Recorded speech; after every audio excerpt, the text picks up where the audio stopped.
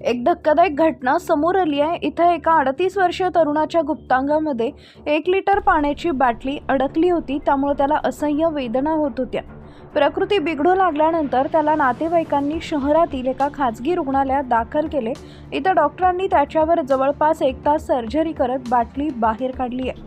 मिळालेल्या माहितीनुसार साकेत कॉलनीतील रहिवासी असणारा तरुण जवळपास 36 तास वेदनेनं विहळत होता। परिस्थिती हाताबाहेर जात असल्याचं लक्षात आल्यानंतर त्यानं रुग्णालय गाठलं। डॉक्टरांनी तपासणी केल्यानंतर एक्सरे काढला। यामधून त्याच्या गुप्तांगात 1 लिटर पाण्याची बाटली अडकल्याचं सांगितलं। त्यानंतर त्याला तात्काळ रुग्णालयात दाखल करून घेण्यात आले। रुग्णालयातील वरिष्ठ सर्जन डॉक्टर सुनील शर्मा यांनी सांगितलं की प्रकरण फारच संवेदनशील होतं, कारण बाटली बाहेर काढत असताना मलनिस्सारणाच्या ठिकाणी इतर काही ठिकाणी जखमी होऊ नये याची काळजी घ्यावी लागत होती। डॉक्टरांच्या टीमनं अत्यंत काळजीपूर्वक ऑपरेशन केलं। जवळपास 1 तास 10 मिनिटाच्या ऑपरेशननंतर ही बाटली बाहेर काढण्यात आली। सर्जरीनंतर तरुणाला डॉक्टरांच्या देखरेखीखाली ठेवण्यात आलंय। डॉक्टरांनी पुढील तपासणीसाठी सिग्मॉइडोस्कोपी देखील केली आहे, ज्यामुळे आतील जखम किंवा संसर्गाबद्दल माहिती मिळवता येईल। तरुणावर जवळपास 4 दिवस उपचार सुरू होते।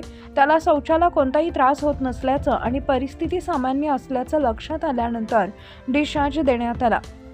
डॉक्टरांनी सांगितले की सदर तरुण ॲनल इट्रोस्टिकम म्हणून ओळखल्या जाणाऱ्या एका मनोलैंगिक विकारानं ग्रस्त आहे। डॉक्टरांच्या मते या विकारानं बाधित व्यक्ती असामान्य लैंगिक उत्तेजना किंवा सुखाच्या शोधात कधीकधी आपल्या गुप्तांगाशी संबंधित धोकादायक कृत्य करतात।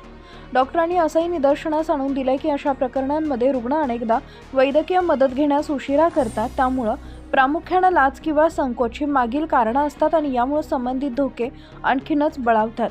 तज्ज्ञांच्या मते वेळेवर उपचार न मिळाल्यास अंतर्गत दुखापती, संसर्ग आणि गंभीर गुंतागुंत निर्माण होऊ शकते। अशा प्रकरणांमध्ये रुग्णांना समुपदेशन मिळणं अत्यंत आवश्यक आहे, जेणेकरून भविष्यात अशा परिस्थितीची पुनरावृत्ती टाळता येईल, असंही त्यांनी अधोरेखित केलंय। शिवाय अशा प्रकारच्या वर्तनामुळे संसर्ग आणि आरोग्याशी संबंधित इतर धोक्याची जोखीम वाढू शकते। सर्जन डॉक्टर सुनील शर्मा यांनी सांगितले की शस्त्रक्रिया करणाऱ्या पथकांमध्ये डॉक्टर दीपक, डॉक्टर भुवनेश, राजेंद्र, गजेंद्र, शादाब आणि रोहतांश यांचा समावेश होता। सध्या रुग्णाची प्रकृती ठीक असून धोक्याबाहेर आहे।